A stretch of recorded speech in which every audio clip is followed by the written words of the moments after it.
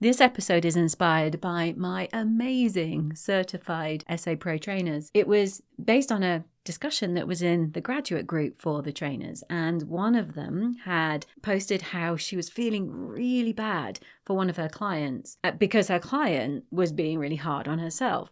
So her client was going through something that many of us have been through when we have a dog with separation anxiety, where when we find out, when we realize what our dog was going through, we feel terrible. We feel so bad about how our dog was feeling. Even though we're now doing the right thing, it just really hurts to think that we didn't spot the signs and we just didn't know. And so my trainer was reaching out to the community, to our community of trainers, to say, what do you say in this situation? And I just loved the answers that came back. So today I want to share those with you. The things that trainers want you to know if you're feeling bad about what happened to your dog before you started working on their separation anxiety. And the key thing is, when we know better, we do better. So some of these come from my trainers, some of them come from me, but they all come from the heart. So number one, we want you to know that your dog forgives you. Even if you don't forgive yourself just yet, your dog absolutely forgives you. And also, your dog is so grateful to everything that you're now doing. Okay, so your dog isn't dwelling in the past and hating you and blaming you and telling you what a terrible pet parent you were. Your dog's forgiven you. I mean, isn't that one of the things we absolutely adore about our dogs, is that they have this unbelievable ability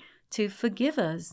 It's also one of the reasons why, sadly, so many people take advantage of dogs, because we can do horrible, terrible things intentionally to dogs and they will still forgive us. Now, the key thing here is, if you didn't know your dog had separation anxiety and you're now feeling bad because you didn't know, then you really do need to be kind to yourself, because you didn't know. You didn't do this intentionally, and your dog absolutely does forgive you.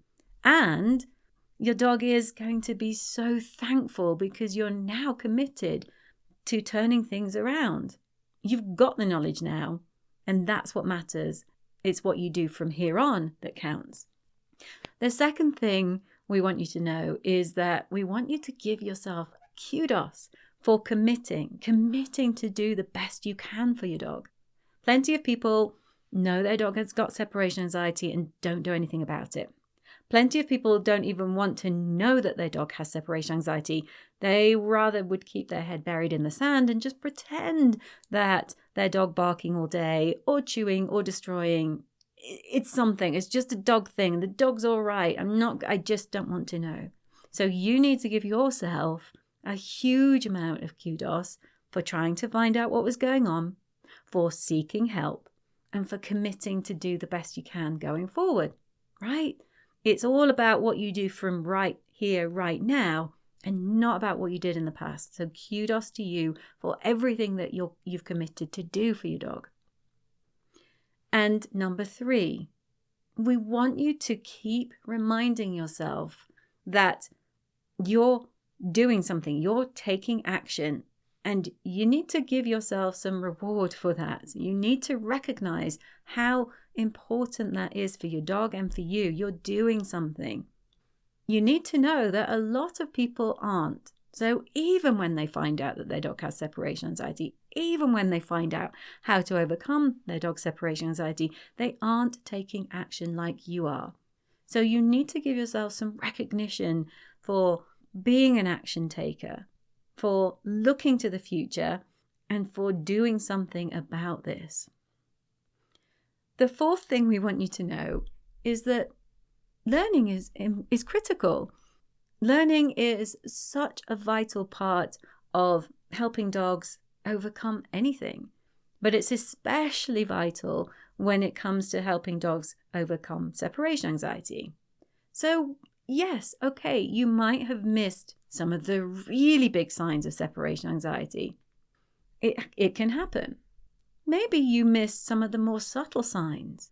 Okay, so maybe the big signs you read, but then you thought your dog was okay because your dog wasn't barking the whole time, your dog wasn't destroying the whole time, but now you're listening to my podcast or you're reading books about this or you're working with a trainer, you start to realize that sometimes these dogs are actually pretty subtle in the way they tell us that they're unhappy.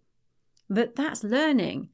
So you know way more about your dog and their condition than you did back when you had no idea what on earth was going on.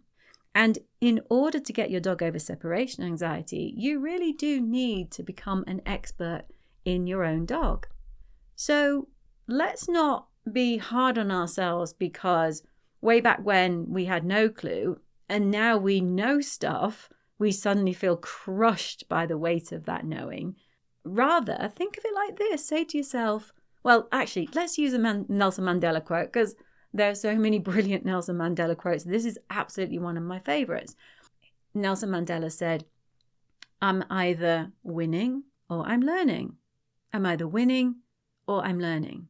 So if you missed the signs that your dog was struggling, if you missed the signs that your dog wasn't coping with being alone, and if you see those now, if because of your own thirst for knowledge and your own desire to get education, if because you're now working with a trainer, you know what was going on in the past and you know what's going on now, instead of saying, I feel so bad about that, say, okay, but that knowledge is helpful because yes, you learned, and that learning is going to help you going forwards. Because if you can't start to spot these subtle signs, and in fact, if you were here now saying, well, I just can't see there's a problem. I'm looking at this video. I can't see anything. This dog looks perfectly fine to me.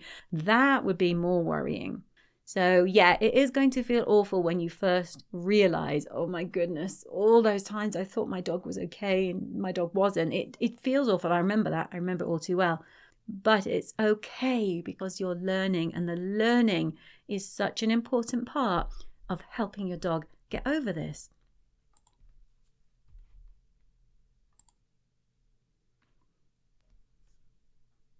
Next, what we want you to know is that as easy as it is to feel guilty, and as normal as it is to feel guilty about stuff that's happened to your dog in the past. I mean, when I joined in the post that where the trainers were discussing this, one of the things I said was, I still feel horrible and I shudder about some of the things that happened to Percy.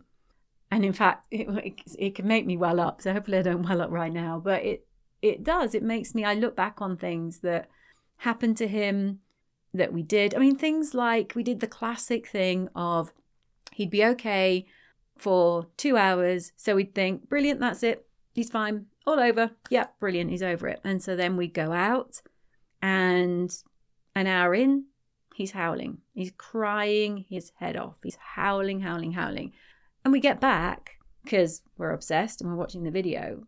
But there's a big chunk of time where he's really struggling. Because back then, I didn't realize how important consistency was. Now, if you're working with a dog with separation anxiety, you'll know what I mean. And your dog can have a really good session, and then you think, oh, this is it, and you want to celebrate. And then from nowhere, they have a terrible session. And I often get people saying to me, I just don't get it. I don't get why one day he can do 3 hours and the next day he can only do 3 minutes. And side note, the reason why that happens is because your dog isn't consistent yet. So it sounds obvious, but we tend to focus on the longer time. And if a dog is pinging around between those longer times and those shorter times, actually what your dog's saying to you is, I really can't handle those longer times, really, because I can't do them all, every single time you go out, Mum. And the way you build up the consistency is you build up from the shorter time, because if your dog can do 3 hours and then 3 minutes the next day, actually its consistent time is much lower than the 3 hours. But we get so excited, we focus on the 3 hours. Of course we do. I remember that all too well. And so that's one of the things I look back at. I made huge mistakes there. And this was 12 years ago, and I was really quite clueless about this stuff.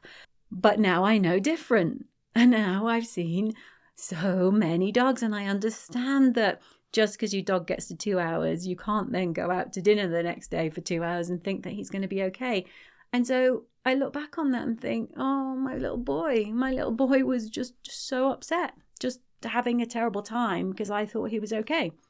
And now I would say to you, no, okay, if you've got 2 hours, you can only use those 2 hours if we see a consistent pattern, and otherwise you're going to be really cautious, and you're definitely going to be just around the corner. You're probably still sitting in your car because you need to know your dog can nail 2 hours every time before you go off and go too far and don't get back.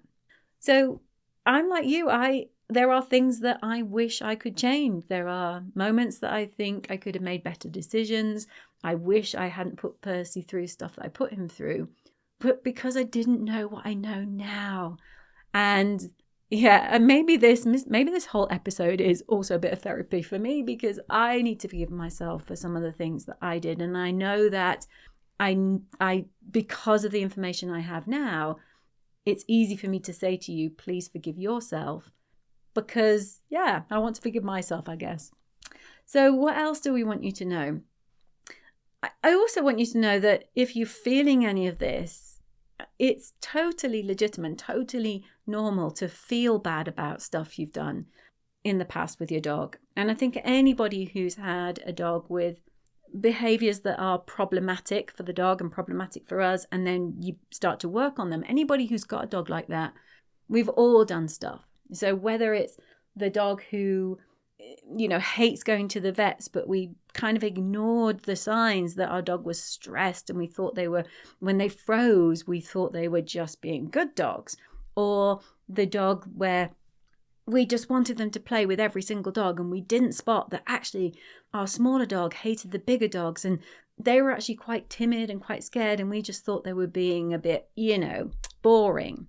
So there's a million examples. If you've ever worked with a dog with anything, any issue where you've helped that dog overcome that, there's always going to be stuff, because until you know more, you can't change what you do. But now you do. So it's okay to feel bad about the past, but it's really important to let that go too. And so I want to end by saying, I really, really implore you to forgive yourself. I really want you to do that.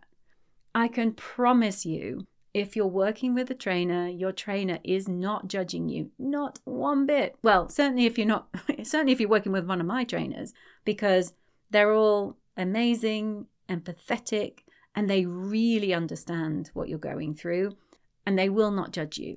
If you are being judged for what you did with your dog in the past, then you're working with the wrong trainer. If you've got friends and family who are judging you for what you did with your dog in the past, then I suggest you just ignore them, because you are not at fault here.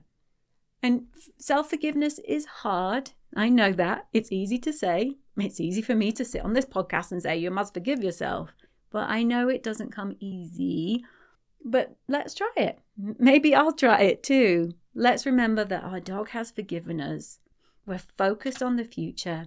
And what matters now is how amazing you are for committing to turn your dog's life around, so that your dog's happier and that you're happier too. I hope this little mini episode has helped. I think it's really helped me actually as well. And if you find that you want one-to-one support from a trainer and you don't already have that, I'm going to link to the page on my website where you can find one of my certified trainers. That's it from me for today. I'll catch you on the next episode. Bye for now.